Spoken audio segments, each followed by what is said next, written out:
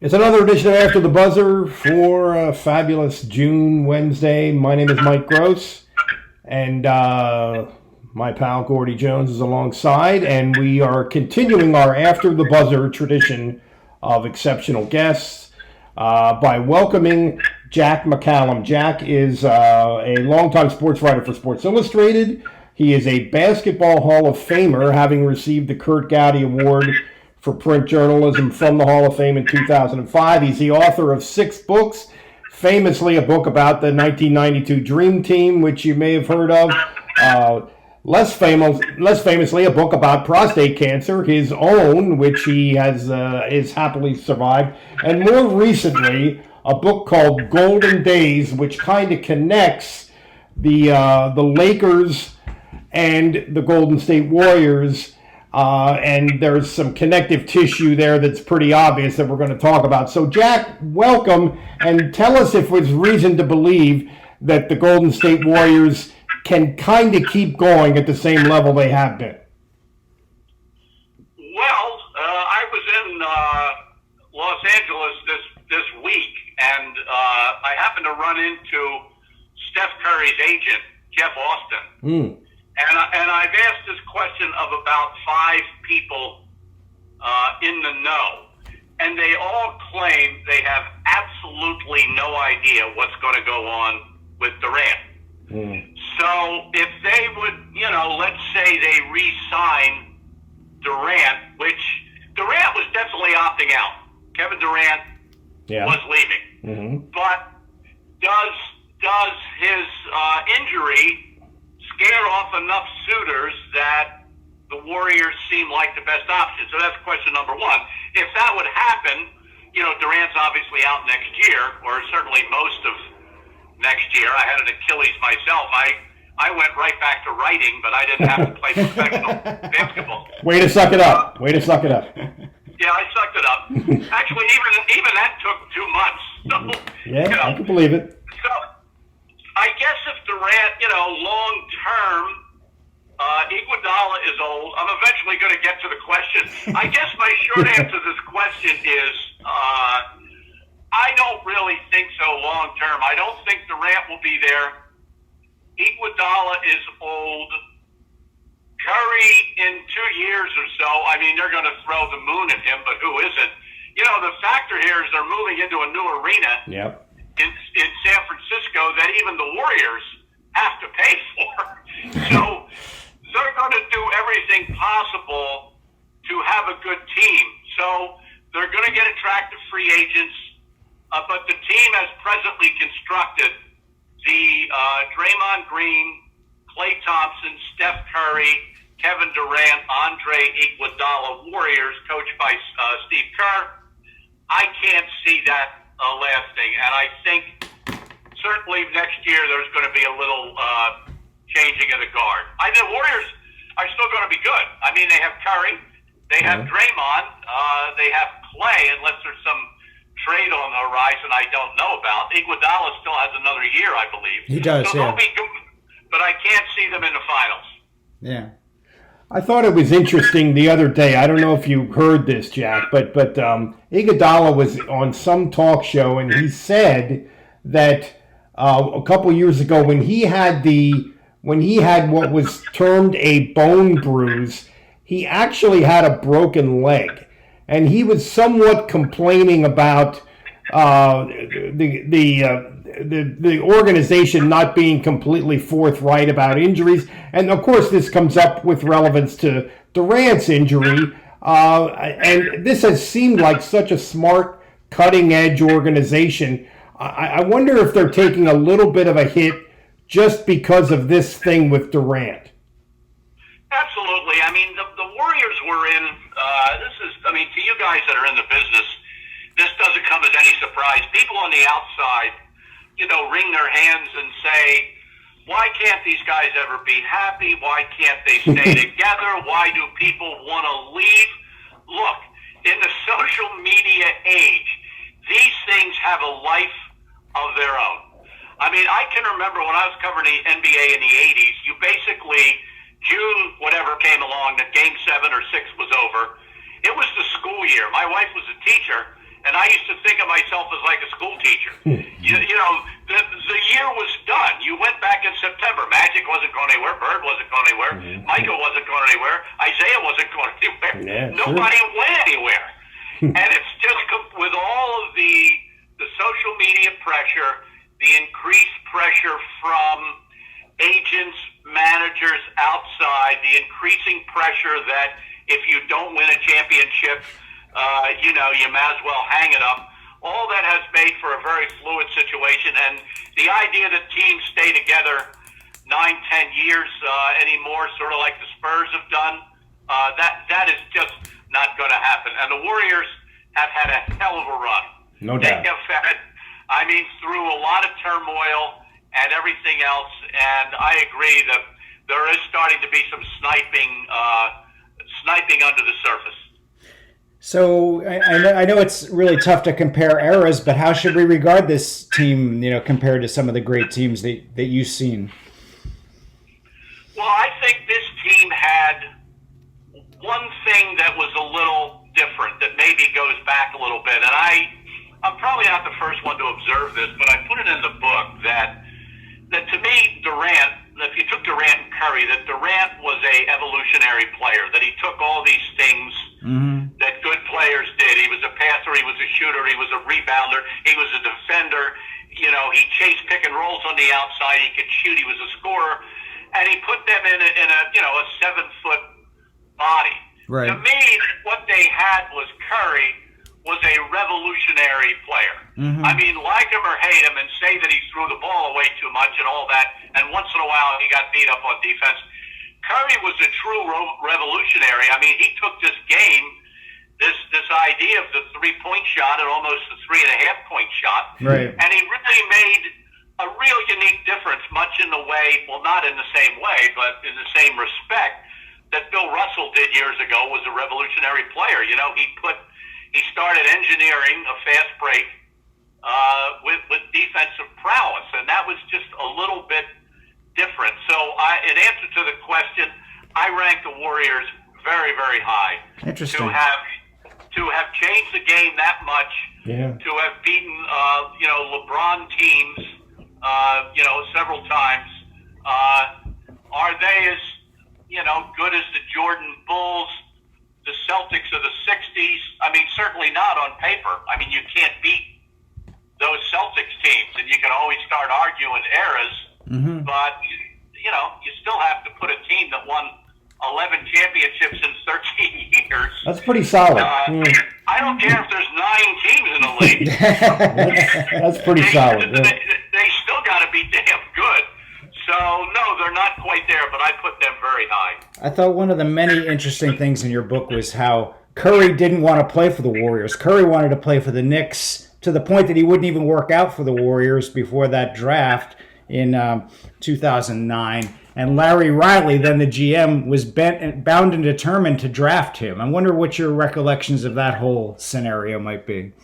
It's close to my heart because he wanted, at the time, Mike D'Antoni was with the Knicks. Right. And Steph wanted some of that. He wanted some down, shooting threes. Wow. And the point you bring up is something that really speaks to what it takes to win a championship, and what I mean in terms of providence and luck and breaks. The Warriors 9 years ago were not only not a good team, they were a joke. Right. And what everybody should remember is now we have Steph Curry, who's going to finish as one of the top, I don't know, you guys take your pick, one of the top 30 Yeah, that's players, about right. Top 30. 35, 20. This was a guy that, popular opinion, they had to decide between him and Monta Ellis. Yeah. That was the trade that they made, and, everybody booed it. What? They're getting rid of Monta Ellis for this guy that, has apparently bad feet? So, you never know. They made some smart moves, but every single move they made, the player turned out to be, infinitely better than what they thought. And Yeah, I agree. Yeah. They kind of got fortunate in that regard, yeah. Exactly, and you could argue that part of that, and I'm sure it is player development. I love Steve Kerr. I think he's a really good coach. Bob Myers is a smart general manager, but it all did not come. It all did not come from intelligence. You know, we all know that. They had quite a few breaks along the way, and maybe the breaks are going to start falling a little bit the other way. Certainly, what happened to them, is going into the finals, losing Durant, and then losing Clay in the final minutes when they looked like they were going to pull it out. I mean, there was some biblical stuff going on there with the Warriors. Really? So the tables might be turning a little in terms of divine providence. Jack, when I talked about I mentioned the connective tissue maybe between the Lakers and the Warriors. What I was talking about is my favorite basketball player of all time, Jerry West. Talk a little bit about his role and his sort of unique post-basketball career as this sort of basketball genius in terms of being an executive, maybe one of the best sports executives of all time. Well, certainly the best combination of, John Elway's probably second, but Jerry as a player, right, to be a top all-time 20 player and to be a top, in anybody's book, 3 all-time GM is pretty incredible. Anyway, excuse me, the book I wanted to do originally, as you said, West really fascinated me. I mean, he's just a fascinating guy who I don't know whether there's any aspect of life where a guy comes into the league when he's 21 years old, as Jerry did, 1960. He comes to the Lakers right after they moved to Los Angeles. Talk about a break. He never played in Minneapolis like Elgin Baylor did. He comes to the league in 1960. In 2019, he's still relevant. Yeah, that's right. That's true. It's amazing. There's a guy, Clive Davis in music, was president of Atlantic Records or something when he was really young, and he was still. But this run that Jerry had is amazing, and I don't want to overdo his role with the Warriors, but the fact that they went after West speaks to the point we were speaking about earlier, which was this was a downtrodden franchise. This was a franchise that had previous joke owners. They had some decent teams, but they were kind of a carnival act. The Don Nelly's Run DMC. Now I forget the initials, but CMC. Mully, Mitch Richmond, and Tim Hardaway. Right. So they were a little bit of that. They would have given Jerry West, and they did, a couple $1 million just to announce that he was part of the team. Yeah. I mean, that's how down that they kind of were. And I think one of Jerry's really big things at the beginning was don't get rid of Klay Thompson. He was they were going after at the time. I mean, we all remember how good Kevin Love was. And the Warriors very early. And this was I guess I would have done it. I mean, it seemed like a no-brainer that Kevin Love was going to be a better NBA player than Klay Thompson. I mean, he was a double-double machine, Kevin Love. Yep. Nope. Don't tell me we lost it. No, we're not going to do that. That's pretty. He did not have the final word. Jerry was never in the position to having the final word, but he was a voice in the room that was really, really, really respected. And the other thing he did was, and it's very difficult to do as you age, and that is he was somewhat of a player whisperer, that he could go down and he put his arm around Clay or he put his arm around Draymond. That were the two guys he was closest to. He wasn't that close to Curry. Curry had kind of his own guys. He could put his arm around people, couple other guys on the team, and he could just tell them something without saying, "Oh, this is how we did it in our day." Back in the day, Sure. So Jerry, when you talk to him privately, is like all those, most of the older players, which is we were better back then. But he doesn't communicate that to the modern day players. You know what I mean? That's interesting. He's able to be a voice without being a nag, and that is very, very difficult. I'm not that far from his age. That is very difficult to do. Yeah, that's the power of being the logo, I guess, right? Mm-hmm. It is. I mean, to a certain extent, he didn't have to explain himself. But I was kind of surprised, now that you bring it up, I was a little bit surprised at how many people did not really realize that Jerry was the logo. And Jerry never really liked to talk about it, I think for a pretty good reason, and that was that he always thought, he was a little bit, look, I'm sure he's how many of us are ever a logo? But he was a little embarrassed by it at the point when he was made the logo. I think 1969 or 70. He was toward the end of his career. Bill Russell had won 11 championships. Mm-hmm. Elgin Baylor had scored, more points than Jerry had, and he always did wonder if there was something about it that was a little bit racial, not racist, but racial. He was a little bit sensitive about it, and remains that way today because the NBA is very coy. If you get an official statement about the NBA from the NBA about the logo, they go into a great amount of gymnastics not to exactly say that it's Jerry West. That's interesting. That's something I've always wondered about because I see games and I see guys with a logo headband, and invariably African American guys wear them so that the logo is behind them on the back of their heads, and I wonder if there is a racial element to that. I don't know. I never talked to them about it.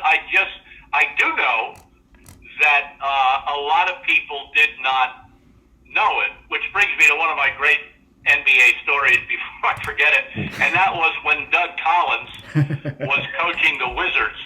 I was having a conversation with somebody and referred back to, I think I was making a joke that Doug wasn't exactly a superlative defensive player, but was a hell of a, I think it was about moving without the ball, which Doug was really great at. And the player looks at me and goes, "Coach played?" Wow. He was the first pick of the draft.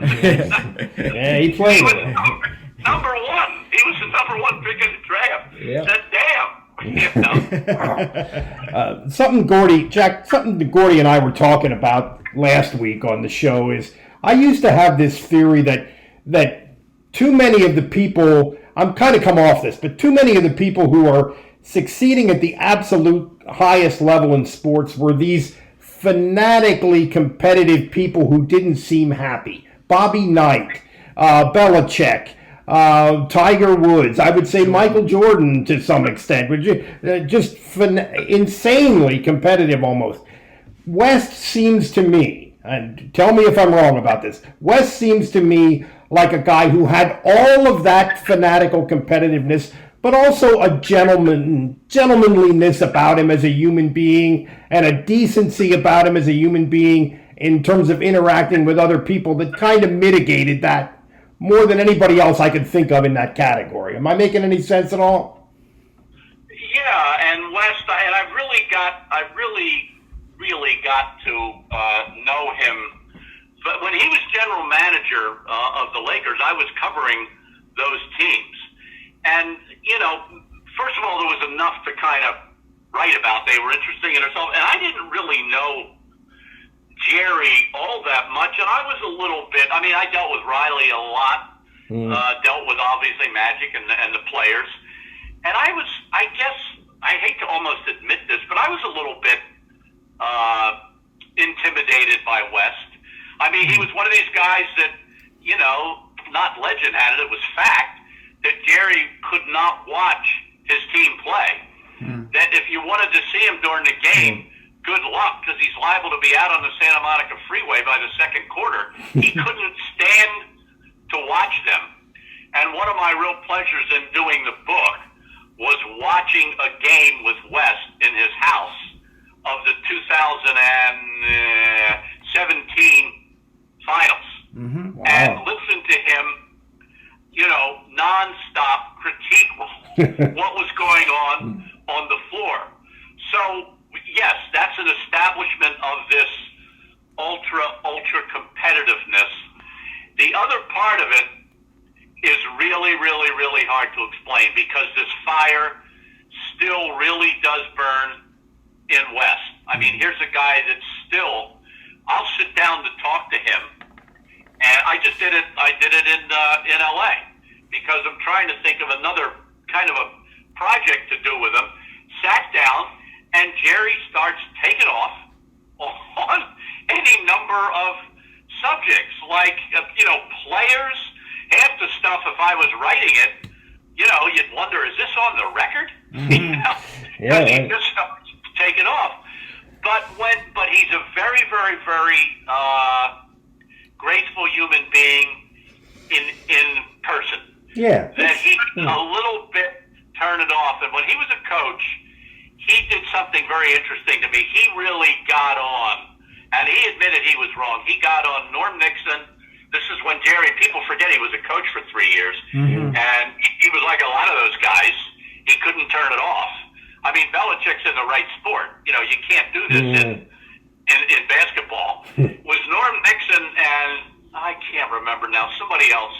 And later on, after West had stepped down, he made a very, very, very public apology to them.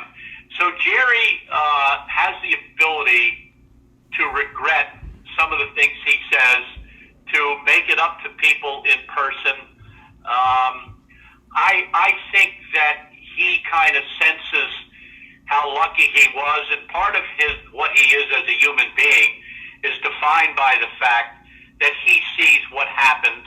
And he's not homeless or anything, but he sees what happened to Elgin Baylor.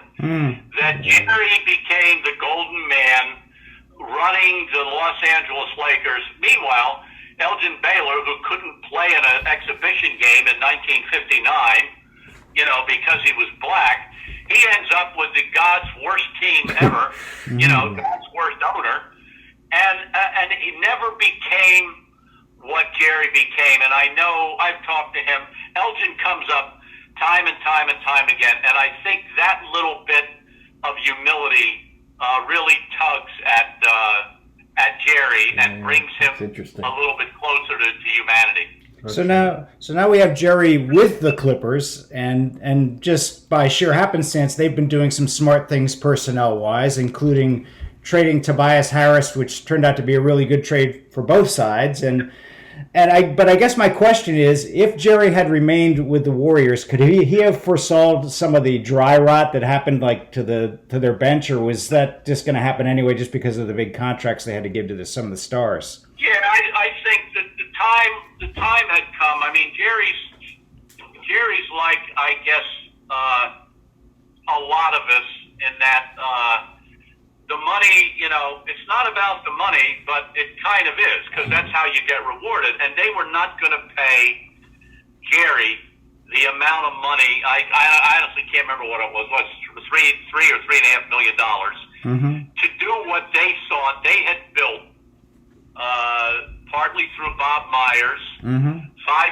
because of Jerry, certainly Steve Kerr. They have the largest player development, analytics. I mean, you go back in their office, it looks like IBM back there. And you could say they could say that's maybe overkill. Right. But they just did not feel that Jerry had the dollar value anymore.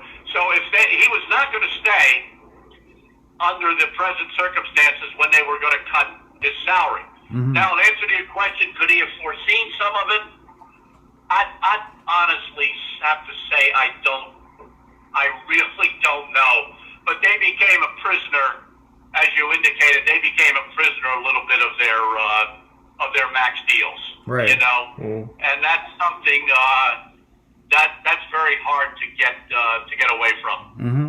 Yeah, and that's the price. You know, that's when you gamble on making Kevin Durant part of your organization. That's what you. That's a big part of what happened there. No question. Yeah, no, exactly. I mean, Jerry's role in Durant, by the way, got a lot of play, and it was a factor. But I think that Durant, when KD decided to come, I think that Jerry's place, what we've been talking about, his status right now, what he meant to the Warriors, was really defined by that deal. Kevin Durant did not come to the Warriors because of Jerry West. However, when he talked to him, and I talked to Durant about this, it was just a really strong factor in, hey, these guys have Jerry West. I know that they're a great organization anyway. Mm-hmm. They won a championship. They have a great coach. But this is just another final factor in becoming here. And I think that's what Jerry does for a team. And he might be doing it for the Clippers. I mean, we're gonna see. They're gonna play around a little bit. That's for sure. He's very happy there. He loves the owner, Steve Ballmer. The owner loves him. Lawrence Frank, who you guys know from sure, Lawrence Frank. Yeah, great. Nets. I love Lawrence. Probably at his best as a personnel guy, and they have a really, really smart front office, and I'm looking for pretty good things from them. It'd be interesting to see if the Jerry West factor comes into play with a guy like Kawhi Leonard, who is so inscrutable as it did with Durant. Because Kawhi is obviously a different kind of cat. So it would be interesting if that comes into play at all. I wonder if, and I honestly, I'm telling you the truth, I don't know. I wonder if Durant. That would be interesting. Durant's got a lot of stuff going on in LA. I mean, he's not quite as socked in as LeBron is out there, but he's got a lot of stuff. He loves LA, and I just wonder about that. But I don't know that any more than anybody else does. What's next, Jack? Anything on the horizon for you? Projects, books, anything? Well, I'm working on a Sports Illustrated in conjunction. They have a deal with Amazon because everybody has a deal with somebody these days. For video content, and believe it or not, this was not my idea, but about 6 weeks ago they called me up and said, hey, we're going to do a documentary about Mike D'Antoni.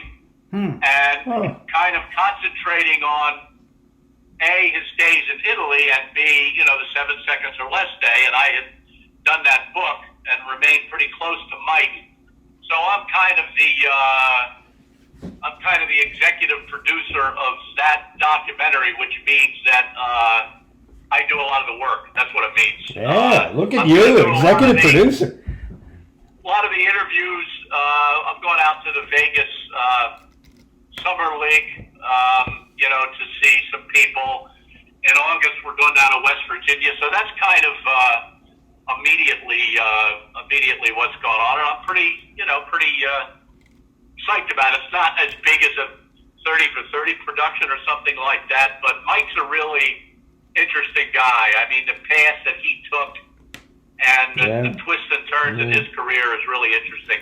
I remember when you were working on the 7 seconds or less book, and I went up to the Meadowlands where the Nets were then playing, and I was talking to D'Antoni before the game on the bench, and you walked by and said, hey, that guy's from my hometown paper, and D'Antoni said, I'll talk slow. When I said that? No, Mike said that. He said, I'll talk slow. No, but I mean, I said that guy's from my hometown paper? You did. Yes. I sort of remember that. Mike D'Antoni, he's another one of those interesting guys. We were talking about competitiveness, and you will not meet a quicker, faster on his feet, more easygoing guy than D'Antoni. Right. But when he was a player in the Italian league, right, he was a roaring son of a bitch. I mean, he was. They had a motto. I can't remember what it is in Italian. Sputare Bludini or something. Spit blood. Like that was their motto. Wow, interesting. And Mike as a coach is very, very interesting. I mean, he's really, really, players coach, all that kind of stuff. Mm-hmm. But he's a very, very, very stubborn man. Mm-hmm. I mean, don't tell D'Antoni that his system isn't going to work, or don't tell D'Antoni that he's got to do this or that. And I find that contrast between this really seemingly easygoing soul and this really competitive fire guy. That's certainly one of the things I'd like to get into in the documentary. I remember in your book you said that while he was coaching the team, he would never pick up a ball in practice. He would never, which is kind of amazing to me. It was almost like he was divorcing himself from Mike the player, that now he's over here and the players are over there, and that's that. And he just, I thought that was really one of the many interesting things in that book, that he would not pick up a ball. Never. If a ball rolled toward him, I'm sure a lot of I know Steve Nash knew it because I talked to Steve. I am sure that almost everybody in that team would be amazed to hear that D'Antoni was a player, and he was so good that a young Kobe Bryant took his number, when he grew up in Italy. I mean, they would be astonished. And it's funny, that team had a bunch of guys that all they would do was shoot around. I had 20 shoot-around games with one of your favorite guys, Gordie, Ivoroni. He would always shoot around. Alvin Gentry was a shoot-around guy. Yeah. Phil Weber, who was their kind of third assistant, kind of the rah-rah drills guy. Phil would always shoot around. But Mike he said one time, how would he put it? They don't want to see they don't need to see the general fooling around or something like that. And he just walked away. That was his philosophy. That's cool. Yeah, I like it. Jack, we love you. Thank you very much for doing this. All right. Well, thanks a lot, guys. I'll talk to you later. Thanks, really Jack. Appreciate it. All right. Be well. Okay. Bye-bye. Jack McCallum. What a career, huh? Yeah. Great. Started out. Do you know how he started out? Ty Stofflet. No, I didn't know that. He started out pushing freelance ideas at sports. I mean, this is how he got to Sports Illustrated. Okay. I mean, pushing freelance ideas, and they ran a big feature about the king in his court, the softball Did not know that. guys that used to barnstorm around here. That's a very interesting story. Yeah, I almost brought that up, but I thought we're kind of having a theme here. But yeah, and I remember reading it. I remember reading that story. I'll have to look that up. A million. Yeah, I mean that had to be a million years ago. Right. And of course, Ty Stofflet and the king in his court were these guys that would travel around. A lot of times in Pennsylvania, a lot of times around here. It was 4 guys or 5 guys, and they would play entire softball teams. It was like the pitcher, the catcher, maybe 2 infielders and 2 outfielders, or 2 infielders and 1 outfielder, something ridiculous. And they would because he was such a dominant pitcher, and he would do crazy stuff like he would go 20 feet behind the mound and pitch from there. He would put blindfold on and pitch. But actually, one of the old Class A softball teams from Lebanon, which was Country House, South Lebanon. They were called Wet Your Whistle Beverage. Of course they were. They beat the king in his court. How about that? Yeah, he would like once a year they would come to Lebanon when I was a kid. Uh-huh. But anyway, that's how he got started. I never knew that. Yeah, that's a really fascinating tale. He would just hit them with freelance ideas, and they bought it, and the rest is history. And of course, he went down this basketball direction, which has turned out seemed to work out for him. It seemed to be fine. He kind of confirmed what I've always thought about West, that contrast between I mean, he's almost like a tortured. Yeah, tortured genius. Yeah, yes. yeah, and yet also a real gentleman. Yes, it seems like a gracious and a lot of quirks. And he mentioned one of them, that he would not stay for Lakers games because he couldn't watch. Yeah, but the other one is he won't wear green because the Celtics so often. I didn't know that. That's awesome. So he's a very interesting guy. Now there was one loose end, and this falls in the category of what you just said, how things that I wanted to bring up, but we were kind of going along our merry way. Jack mentioned just about how luck played a role in the Warriors' rise, and I happened to write this down the other day. In 2009, they drafted Steph Curry number 7, and as I mentioned, that was over his own protestations. He was not going to go there. Yeah. Didn't work out for him before the draft. Wanted to play for the Knicks. The 2 picks immediately before him were Ricky Rubio and Johnny Flynn. Johnny Flynn. 2 years later, in 2011, Klay Thompson was drafted 11th. The player drafted immediately in front of him, Jimmer Fredette. Oh, man. And in 2012, Draymond Green was the 35th pick in the draft, a second-round pick. And that was a first round that included Thomas Robinson and Fab Melo, among others. So, yeah. Who drafted Johnny Flynn? That was Minnesota. Wasn't that when they were taking 2 point guards every year for? Yes. That was David Kahn, a former sports writer. Yeah, right. Oh, good Lord. So he's right on the money. Yes, you have to be smart, but you really got to be lucky too. Steph Curry drafted 7th. Yeah, and I mean, Steph Curry could have turned pro a year earlier than he did. He stayed at Davidson to show that he could be a point guard. He was really a 2 guard in a motion offense, run off screens guy. That's who he was, and obviously that's that role, which is kind of the Klay Thompson role almost. He was not going to be that in the NBA. So no question, they got lucky. Smart and lucky is a pretty good combination, and we've seen the results the last 5 years. I mean, but the consensus seems to be that he has proven that he's a point guard. Although, the other day, there was an interview with Steph Curry in which he said his greatest on-court regret was a couple years ago when they lost to the Cavaliers in Game 7. And you remember the behind-the-back pass he threw. Yeah. He said that was an enormous regret, and hard to argue with that one. Yeah, it was. And he does we've talked about this before, he does get a little loose and sort of too fancy and with the ball sometimes, but he's just he's a unique player and a really, really great player. I guess this happens a lot in sports, where the very source of his genius, his daring, can be his downfall on occasion. But I think you take that in the whole picture.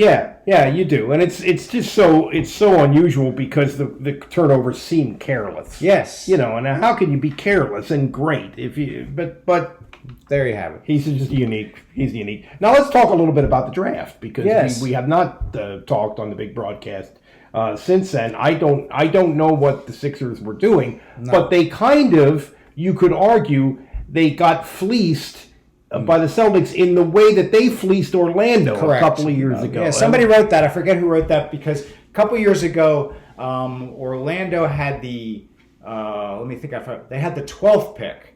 And this was the year that Dario Saric was coming over, and the Sixers wanted to take him. The Sixers had the 10th pick. And so, knowing that Orlando had interest in Elfrid Payton, he of the interesting quaff, the Sixers drafted him 10th, and then extracted an extra number 1 from Orlando, which picked Dario Saric 12th. Yeah, they sort of held him for hostage and bought themselves an extra which draft. Which is why everybody needs to stonewall before the draft. It was a well-known thing that the Sixers had an agreement with Matisse Thybulle that they were going to take him, and that's why he didn't work out for any teams. That's why he left the scouting combine. So the Celtics kind of did the same thing to them. They took Thybulle at 21 and extracted the 33rd and 24th picks from the Sixers for Thybulle. Now, is that Elton Brand being a little green, and he'll figure that out? I think that argument could be made. I think that's kind of what I suspect. Next time he'll know better. I mean, because he's a sharp guy. I tend to think it's just a matter of him,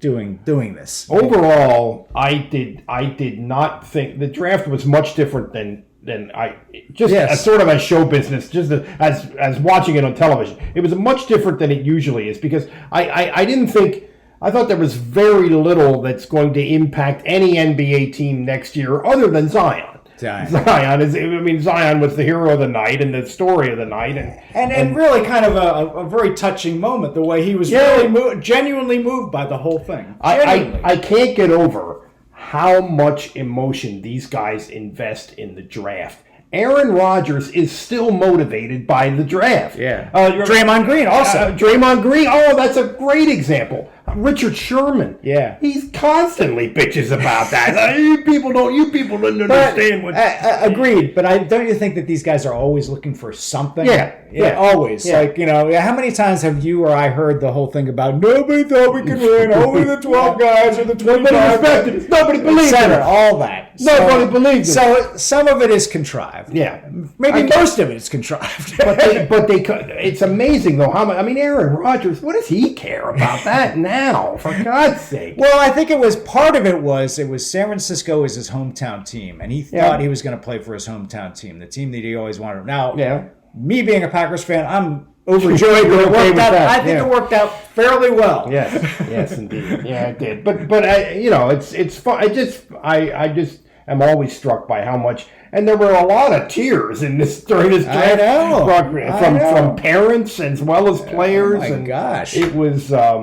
And the person who does the interviews now for Maria Taylor, she's pretty good at that. She did really well. It's hard to be good at that. I think that's really hard to be good at. Yeah, and as she did it about as well as it can be done, and there was a lot of nice moments when that's the part of the draft that normally makes me roll my eyes and change the channel. Exactly. And that part of it was good, but the basketball grind was, I thought it was a kind of a blah night from that part of it. So, yeah. One other side note, Jack's raised the possibility of Durant going to the Clippers, and the more I thought about it, the more that made some sense because they're going to be a good team next year. Yeah.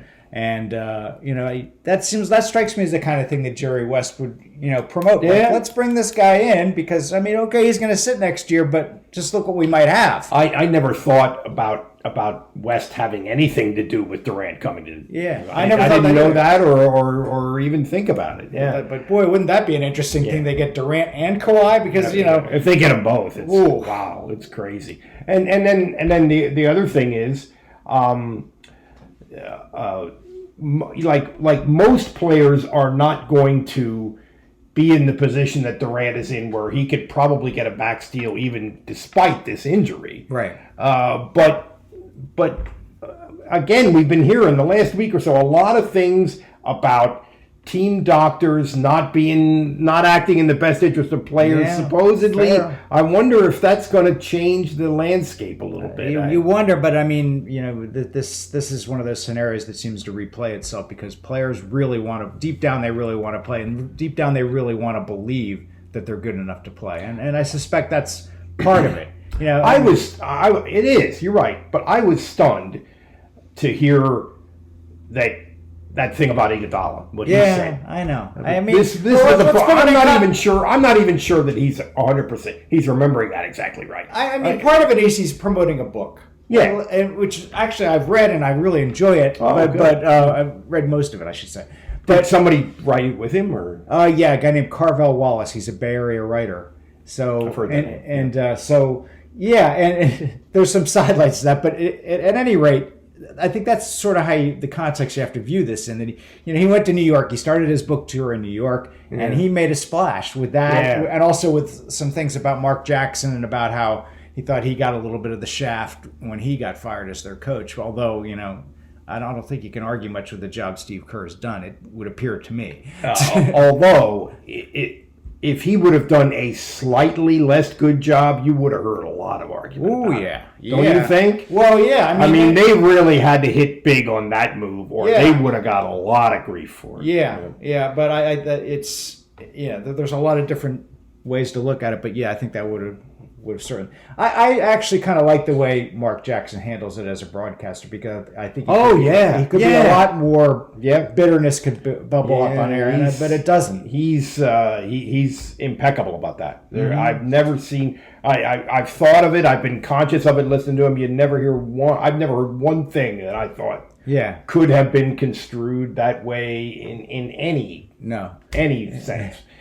But they were like a 6 seed in the West. Yeah. The year before Kerr got there. So they were trending. Yeah, they were trending. And was that the year that they pushed San Antonio real hard in the playoffs? Yeah, I think they lost in the first round, but it was a good series. Yeah, because I remember one game Klay Thompson was really good, then the next game Curry was really good, and Popovich said something effective. Well, at least they're taking turns, so that's nice.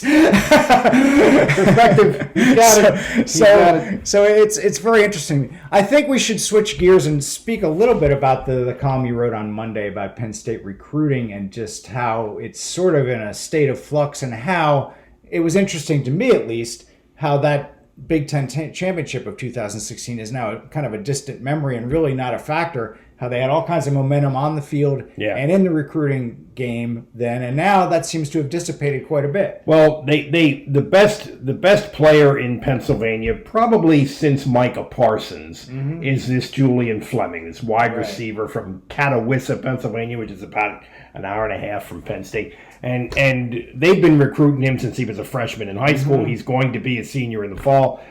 He's considered the best wide receiver in the country in this high school class. He's going to Ohio State. They thought they were going to get him. They targeted him. It's a bad one. In an extreme way. And then he held, in the way that things are going for 17-year-old star athletes, he held a press conference the day after he announced and said all these things that were, sort of mildly but kind of pointedly critical of Penn State. 3 wide receivers coaches in 3 years. Yeah. They were critical of... he was critical of their handling of Justin Shorter. But as you mentioned, that's a little bit... I didn't buy that. Dubious. That didn't make a lot of sense. But he also said, they failed to close the deal in some critical games in the last couple years. And I think that's at the heart of it. I mean, you can't argue with that. 3-12 against Michigan State, and Ohio State. Yeah, I mean, you can't argue. And some of those losses are just absolute gut punches. And they lost 2 years in a row by 1 point to Ohio State. Yeah. Now, the year before that, they had a remarkable win against Ohio State that propelled them to the Big Ten championship and into the playoff discussion. I mean, they probably finished 5th. 4 teams make the playoffs, and they finished 5th that year, I think. So, anyway, they're in this place where they're not quite at the recruiting level of Clemson, Alabama, Ohio State, Georgia, LSU. They're not there, but they're getting closer, I think. Right. But the last couple, it seems like they're in a little bit of a rut now because of the things that we just mentioned, and they've signed a lot of kids in the last couple weeks, the last 2 or 3 weeks, but most of them have been. As I wrote in the column, more the Boston College UConn level recruit than the Alabama Clemson recruit, which of course led to me getting an email the other day from a Boston College alumnus who said, "How dare you put us in the same category with UConn?" He did it good-naturedly, though. He seemed like a nice guy, but that's the kind of stuff I get, which is funny, But so that's a problem that will be solved if they win 10, 11 games. Not solved, but I think it'll get better if they win 10 or 11 games that are in the hunt. Now, here's the larger question. Now, Franklin has always been renowned as a recruiter and questioned as a game coach. Right. So if the recruiting drops off, what does that mean for his long-term future? And here's another thing that is. I was just reading about this today. I didn't really realize this. They have a guy named. These college teams have these huge staffs, player development, recruiting, all this stuff. They've lost some guys from their strength and conditioning group, and they've lost like 3 guys from the recruiting group. These recruiting assistants. Interesting. And they have this guy Andy Frank. I remember that. He's the staff, right? He has an engineering degree from Princeton or something, and he's their director of recruiting. I don't know what's going on there, but anyway, like 3 guys that were in his group, 3 guys that were under him have left in the last couple months, which I didn't even realize. So that's part of it too. Sure.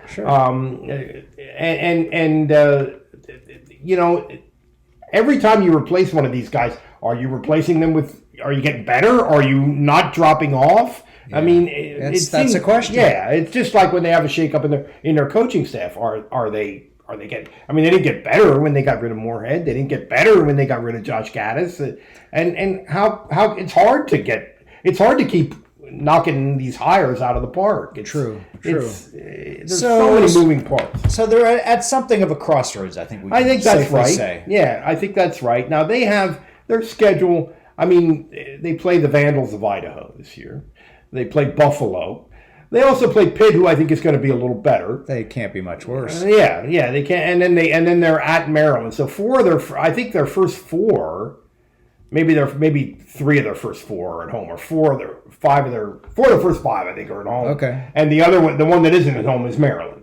They have a very good chance to be 5-0. Mm-hmm. And then it gets, of course, it gets more difficult. They're at Ohio State and they're at Michigan State, although they have Michigan here. So, I mean, a lot of it is going to be quarterback, as you know, and I think they have a lot of athletes. They should be very athletic defensively, but it almost starts to feel like this is like Franklin's under the gun a little bit. Yeah.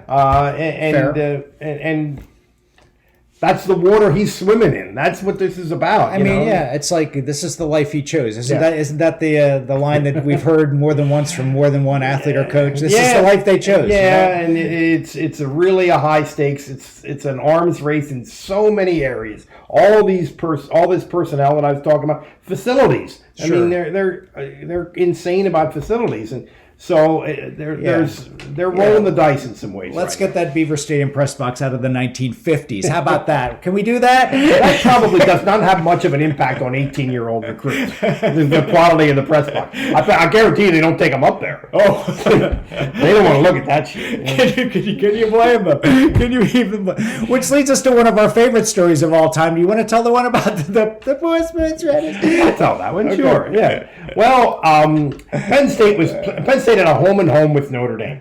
The second of the two was at Penn State, and it was brutally hot. It was very early in the year. It was week 2, I think. It was brutally hot. I mean, and of course, because it was Notre Dame, the press box was packed. We were elbow to elbow with each other. Our shirts, I remember my shirt was literally sticking with sweat to my body, which, I mean, it's not like, I mean, there are journalists in Iraq right now. I'm not complaining, but it was pretty tough conditions to work in. And one of our colleagues, a great guy, Neil Rudell from the Altoona Mirror, after the game, wrote an email to Tim Curley, then the athletic director, and complained, "This is a disgrace. This is ridiculous.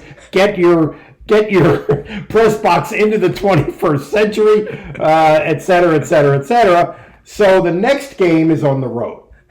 So we're having our little get together that the sports information staff puts together in a hotel suite on the road, and on Friday night before an away game. Yeah, and Joe would often come to these gatherings. So we're all there. We're hanging out. We're having a few bevies, and Joe opens the door and, the sports writers are hot. The sports writers are uncomfortable now. And it was quite a tirade, and it was all because... And to direct it at Neil, right? Yes, yeah, and Neil Rudell decided to complain about... And then Joe kind of said, "Oh, seriously, we really should address that side of the field," which has not happened. Has not happened. Yes. That was probably 2007. Yeah, so 12 years ago. Yeah, so there you have it. But certainly one of our favorite stories. Joe. We love Joe. We love so many good stories with Joe.